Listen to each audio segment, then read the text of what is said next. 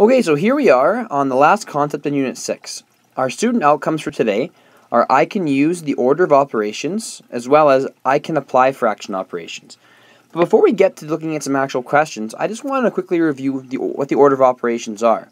I like to use BEDMAS, which just shows the order of solving steps in an equation.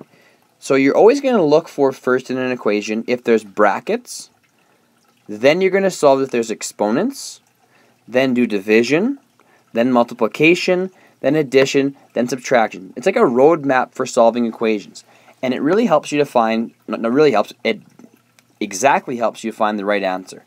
And that's why I like to use the term BEDMAS, which you can see here on the side, which stands for brackets, exponents, division, multiplication, addition, and subtraction. So you're going to have to keep this in mind for yourself throughout this entire lesson today. But let's just take a look at what I mean by that. So in example 1, we've got the question 2 divided by 1/4 times 1/2. And I say at the top here, we need to ensure that when we're solving a problem, we follow BEDMAS order exact. So let's take a look at this. How to solve this? Well, I like to write down for myself BEDMAS, just so I know. Now I'm going to look here first. Do I have any brackets in this question? And the answer for me is no. Do I have any exponents in this question? So no, don't worry about that. Do I have division? Yes, I do. So I'm going to start with division then. So we're dealing with essentially, right, those terms there first, because that's what's being divided. 2 is being divided by 1/4. So how do we divide 2 by 1/4? Well, from previous steps, you guys know in other lessons, we're going to put 2 over 1, make it into a fraction. And then we're going to divide it by 1/4. Well, we divide these fractions by looking at the second fraction and actually flipping it and finding the reciprocal, then multiplying. So now we've got 2 over 1 multiplied by 4 over 1, which equals 8 over 1. Now that I've finished division, I got to look back at BEDMAS again. What's next? Well, m, that's multiplication. In my original question here, is there any multiplication? Yes. It's times by 1/2. So there is that. So I can pull this down to here, and it's times 1/2. So to multiply these, I simply just multiply straight across, and I get 8 times 1 is 8, 1 times 2 is 2, and now I've got 8 over 2. I can look back at BEDMAS again. Any addition? No. Is there any subtraction? No. So I'm done. Except for the last step, which we should all know by now, which is lowest terms. So when I look at 8 over 2, I can divide this down to make it lowest terms. So I'm going to divide them both by 2, and we're going to make it 4 over 1, or just 4. So that's how you solve the fraction operations using BEDMAS. So let's take a look at another example. Okay, so for example 2, we've got 1 over 3 multiplied by 9 minus 2. Well, just like before, I always say it's easier for myself if I write down BEDMAS. That helps me remember what I'm doing and in what order. So the first thing we're looking for here is the B, which is brackets. Are there brackets in this question? And the answer is yes, there are. So we know we have to work with the brackets first. So we're just going to work with this chunk right here. So 9 subtract 2. Now, this is a little bit misleading because people will say, oh, well, 9 minus 2 is subtraction, and that's the last step, so I can't do that.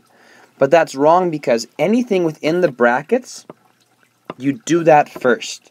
So because there's these brackets around, you can not worry about the order right now and just solve in the brackets first because it's the very first step.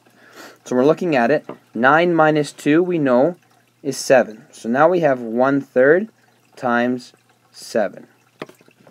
So now we're going to keep going back through again. Do we have any exponents? The answer is no. Do we have any division? No. Do we have any multiplication? Yes, we can do that now as well. So 1 over 3 times 7. Well, the first thing we got to do here again is put it over 1 to make it a fraction, and then just multiply straight across.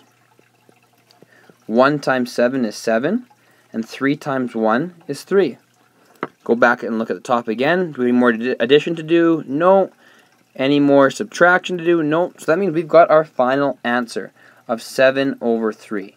If you really wanted to, you could always turn that back into a mixed number, which we look at it and say 3 goes into 7 2 times with 1 left over, and our answer is 2 and 1 over 3. Let's take a look at our last example. Now don't get scared off just yet. This one's a little more complex than the other ones, but let's just take a look at it then. So, like usual, we're going to write down our BEDMAS. So first, do we have brackets? And the answer is yes, we do, because they're right here. That means we've got to do whatever work it is inside the brackets regardless of what the operation is.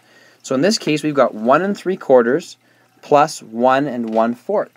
So that means we're going to ignore everything over here and just work on that. So I'm just going to rewrite this here, even though we're not going to deal with it. 2 1/4 divided by.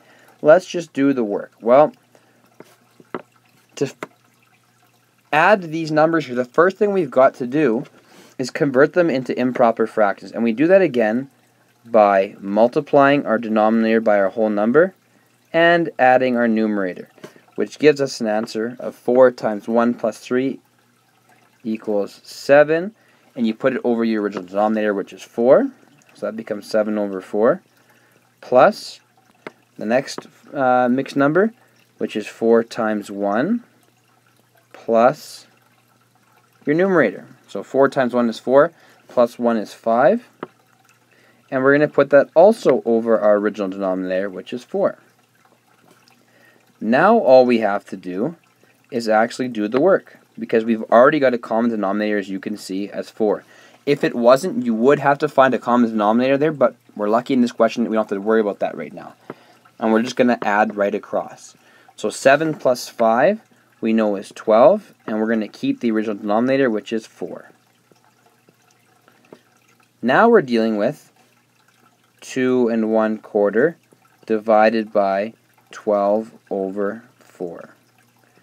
Now we look. Do we have any exponents left? No. Do we have division? Yes, we do, so we get to solve this as well. So the first step to solving this, as we know from 6.5 and 6.4, we need to convert this number back into an improper fraction so we can divide. We do that again by multiplying our denominator by our whole number and adding our numerator. So that means we've got essentially 4 times 2 plus 1 divided by 12 over 4.